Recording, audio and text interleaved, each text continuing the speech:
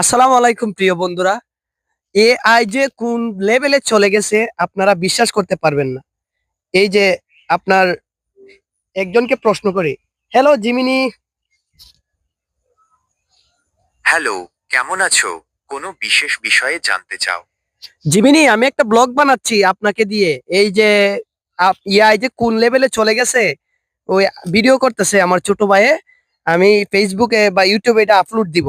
মানে এই এদেরকে বলেন আপনার অ্যাপসটা সম্পর্কে, জিমিনি অ্যাপসটা সম্পর্কে, যে আপনি যেভাবে মানুষকে বলেন, এই পরামর্শ দেন সবকিছুতে।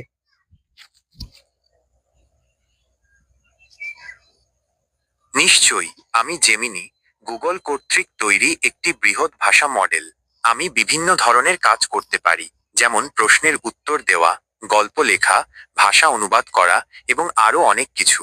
আপনি যদি জেমিনি অ্যাপ সম্পর্কে আরও কিছু জানতে চান, তাহলে জিজ্ঞাসা করতে পারেন। জিমিনি, পৃথিবীর সবচেয়ে ছোট রাষ্ট্র কোনটি?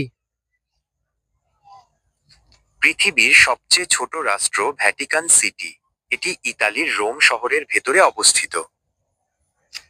ভাই রে ভাই, আর কি বলবো এআই সম্পর্কে।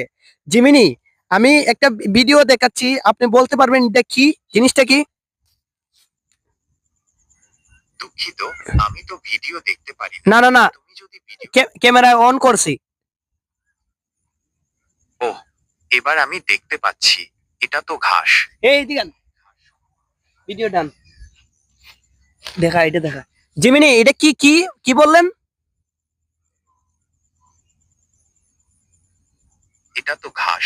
এই ঘাস সম্পর্কে তোমার কিছু জানার থাকলে বলতে পারো।